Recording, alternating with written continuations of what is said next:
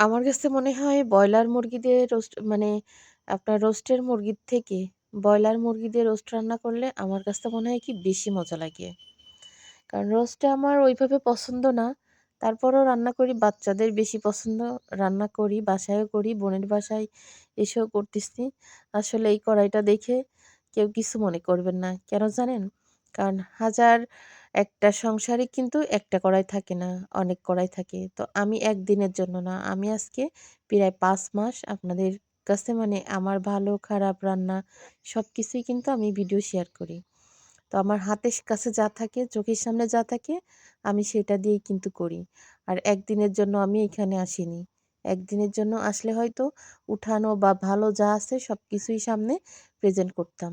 তো আমার হাতের কাছে যা থাকে তাই দিয়েই রান্না করি। আর আমার সুবিধা যেটাতে হয় সেটাতেই করি। তো আজকে হচ্ছে ব্রয়লার মুরগিদের রোস্ট রান্না করতেছি। বরাবরই বোন বলছিল যে, "সোনালি আনি ওইটা দিয়ে রোস্ট রান্না করার জন্য।" তো আমি বলছি যে, "না, ব্রয়লার দিয়ে রোস্ট রান্না করব।" তো এইজন্য যেহেতু ২ দিন রোস্ট রান্না করব, এজন্য আ পিসটা একটু ছোট করে নিছি। আর ওইভাবে এই মানে রোস্টটা কিন্তু ওইভাবে আমরা বড়রা কেউ খাই না। শুধুমাত্র বাচ্চাদের জন্য। তো বাচ্চাদের যদি মানে বড়, বড় করে দেওয়া হয় তাহলে কিন্তু ওরা পুরাটা শেষ করতে পারে না। এইজন্য ছোট করে পিস দিছি। আর রোস্টটা আমরা যে বোন বা আমাদের বোনের জামাইরা আসলে ব্রয়লার ওইভাবে কিন্তু আমাদের খাওয়া হয় না বা আমরা খাই না। এই বাচ্চাদের জন্য কিন্তু শুধু রোস্ট করা। তারপরেও ভালো লাগিছে বিধায় কিন্তু আমরা সবাই একটু, একটু করে খাইছি। খাওয়ার সময় কিন্তু অনেক মজা হইছে। সবাই বলতেছে যে, "আমি খাই না, তাও আজকে রোস্ট মজা হইছে দেখে একটু খাইছি।"